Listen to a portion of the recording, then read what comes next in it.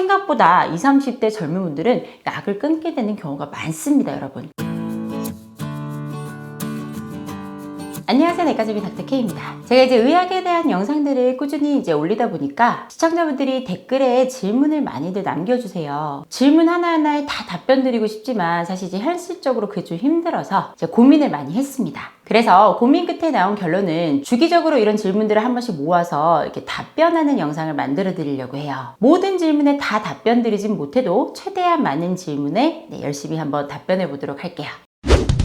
자, 그래서 오늘 Q&A 시간에는 여러분께서 많이 질문해 주셨던 당뇨에 대한 질문들 한 번씩 살펴볼게요. 자, 첫 번째 질문이에요. 운동을 할 때 저혈당 증상이 자주 나타난다는 분이 계셨어요. 자, 이럴 때 어떻게 하면 좋을까요? 자, 이전에 이제 저혈당 영상 제가 한번 만든 적 있었죠. 네, 그때 보셨다시피 이제 우리가 활동량이 갑작스럽게 많아지는 경우, 아니면 열량 섭취가 굉장히 평소보다 적었던 경우, 이런 경우에는 우리의 혈당이 일시적으로 굉장히 많이 떨어질 수가 있어요. 그러다 보니까 저혈당 증상이 나타날 수밖에 없죠. 자, 이럴 때는 이제 단순 당, 즉 이제 사탕이나 음료 이런 것들을 이제 갖고 다니다가 저혈당 증상이 느껴지자마자 바로 섭취를 해주시는 것이 좋아요. 이런 단순 당들은 우리 몸에 이제 빠르게 흡수되기 때문인데, 일시적으로 이렇게 혈당이 떨어질 때는 이처럼 단순 당을 갖고 다니다가 섭취를 하시고요. 그렇기 때문에 이제 운동을 시작할 때 우리가 조심해야 될 것은 당연히 운동 시간이나 강도를 빨리 늘리면 안 되고 서서히 늘리는 습관을 가지셔야 하고요. 이제 그런데도 내가 천천히 하고 있는데도 계속 증상이 나타난다. 그렇다면 운동 직전 아니면 운동 사이사이, 운동 직후 이렇게 나누어서 간식을 계속적으로 섭취해 주시는 것이 도움이 돼요. 그런데 내가 이렇게 했는데도 계속 당이 떨어진다. 이러면 현재 나의 이제 당 상태, 당뇨의 상태와 내가 먹고 있는 약이 맞지 않을 수가 있어요. 그러니까 나는 이제 운동을 열심히 하기 시작해서 당이 전반적으로 좀 떨어졌단 말이죠. 그런데 나의 약은 그대로다, 아니면 인슐린 주사는 그대로다 하면은 당연히 당이 뚝 떨어지겠죠. 예전에는 한 달에 한두 번 정도였는데 요새는 뭐 일주일에 한두 번 이상 계속 당이 떨어지는 증상이 나타난다. 그렇다면 이제 다니는 병원에서 당뇨약에 대해서 한번 상담을 받아보셔야겠죠. 왜냐하면 우리가 이제 운동을 꾸준히 하면, 심지어 살이 빠지지 않더라도 운동을 꾸준히 하는 것만으로도 우리의 혈당이 전체적으로 많이 개선되기 때문이에요. 자, 이렇게 해서 저혈당에 대한 답변을 드렸고요. 자, 이제 두 번째 질문 볼게요. 병원에 갔더니 1.5 당뇨라고 얘기를 들었다. 1.5 당뇨란 무엇이냐, 이런 질문이 있었어요. 자, 이전에 당뇨 유형 영상을 제가 한번 만든 적이 있었죠. 그때 이제 1형 당뇨, 2형 당뇨 이렇게 나눠서 설명을 드렸었는데, 1.5 당뇨는 이제 우리가 이제 알기 쉽게 말씀드리려고 그렇게 말씀을 드린 건데, 뭐 1형과 2형의 중간 형태 이렇게 생각하시면 돼요. 가장 대표적인 1형의 특징은 인슐린이 분비되지 않는 거죠. 그리고 이제 2형 당뇨는 일단 인슐린은 나와요. 그런데 1.5 당뇨는 인슐린이 나오긴 나오는데 2형 당뇨라고 하기에는 좀 부족하고, 그런데 또 완전히 1형 당뇨라고 하기에는 인슐린이 조금 나오는 뭐 그런 상태라고 생각하시면 됩니다. 그래서 이제 이런 경우는 진단된 직후부터 1형 당뇨처럼 인슐린이 바로 필요하진 않을 수도 있으나 이제 약이 굉장히 많이 필요한 경우가 많고요. 그리고 좀 빠르게 진행해서 인슐린을 맞게 되는 시기가 좀 빠르게 올 수 있다는 그런 특징이 있어요. 그렇기 때문에 그냥 다른 2형 당뇨보다 더 열심히 운동 습관 식이 조절을 조금 해주셔야 진행을 그나마 조금 더 늦출 수가 있습니다. 자, 그리고 이제 세 번째 질문이었어요. 자, 저녁에 이제 식후 운동을 했어요. 식후 운동하고 나서 자기 전에 혈당을 재면 혈당이 좀 떨어져 있죠. 그런데 한참 자고 일어나면 당이 올라가 있다는 거죠. 왜 이럴까요? 자, 이 질문의 경우에는 댓글로 제가 간략하게 설명을 드린 적이 있는데, 자기 전보다 아침 공복 혈당이 높은 이유가 뭐냐는 거죠. 그 이유는 이제 두 가지가 있어요. 자, 첫 번째 흔한 원인은 우리 몸속에 저장하고 있는 내장 지방, 이 내장 지방에 너무나 당이 많은 거예요. 너무 저장량이 많은 거죠. 그리고 간에도 굉장히 좀 당의 저장이 많은 겁니다. 글리코겐의 양이 많은 거예요. 이 부분에 대해서는 왜 공복 혈당이 높을까요? 이런 영상도 한번 제가 만든 적이 있어요. 그죠? 그런데 그걸 간략하게 말씀을 드리면,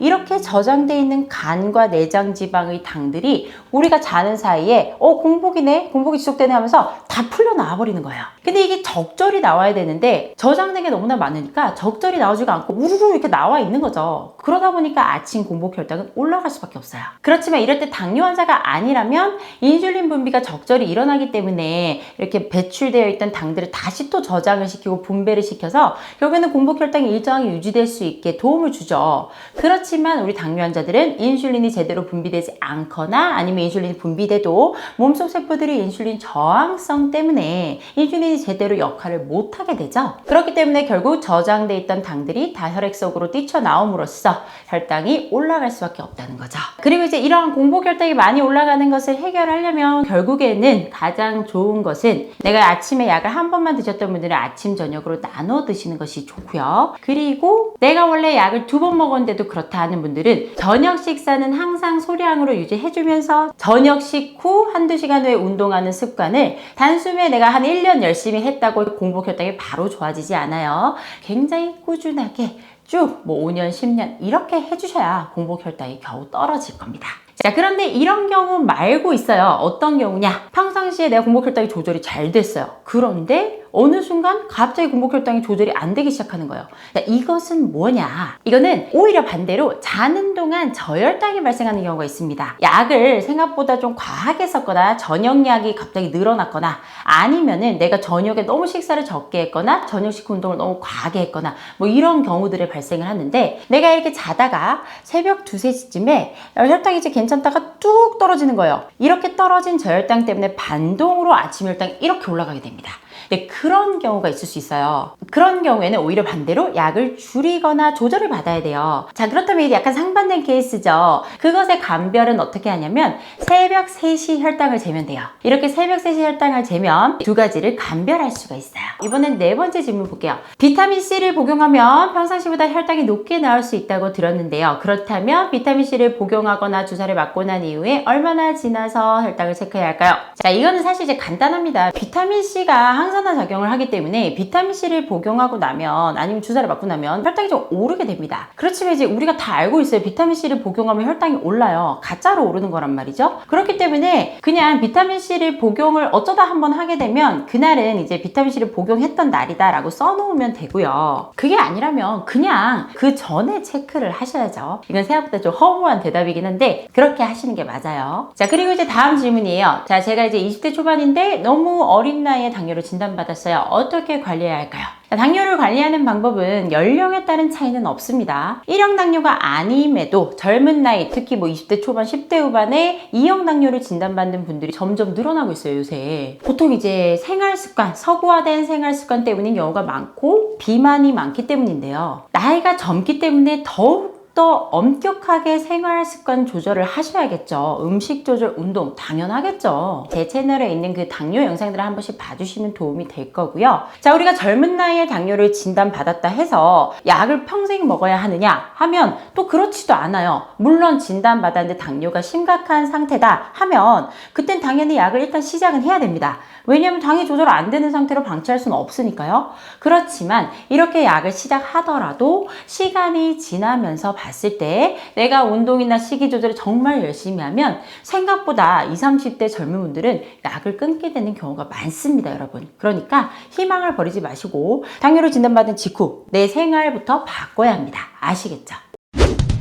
자, 오늘은 이렇게 구독자 여러분께서 당뇨에 대해서 좀 많이들 질문을 해주셨던 부분들에 대해서 답변을 좀 해봤어요. 아무래도 이제 유튜브 댓글을 통해서 한 분 한 분의 상태를 제가 다 설명드리고 관리해드리긴 좀 힘들다 보니까 통틀어서 질문들을 좀 답해보는 시간을 가져봤는데요. 여러분들 이제 혼자 집에서 당뇨 관리하느라고 굉장히 좀 궁금한 것도 많으시고 고민도 많으시죠. 그렇지만 이제 개인적으로 이렇게 내가 관리를 하다가 고민이 되거나 궁금하신 부분들은 제 댓글에 이제 영상 댓글에 남겨주시면 제가 한 번씩 이렇게 질문들을 모아서 답변하는 시간을 가질 테니까요. 정말 궁금하신 부분들을 한 번씩 좀 남겨주시면 좋을 것 같아요. 자, 이렇게 항상 관심 가져주시고 응원해주시는 구독자 여러분들 정말 감사드려요. 자, 오늘 이렇게 당뇨 질문들에 대한 Q&A 시간을 가져봤습니다. 오늘 내용이 마음에 드시면 구독과 좋아요, 알림 설정 부탁드릴게요. 감사합니다. 내과점이 닥터 K였습니다.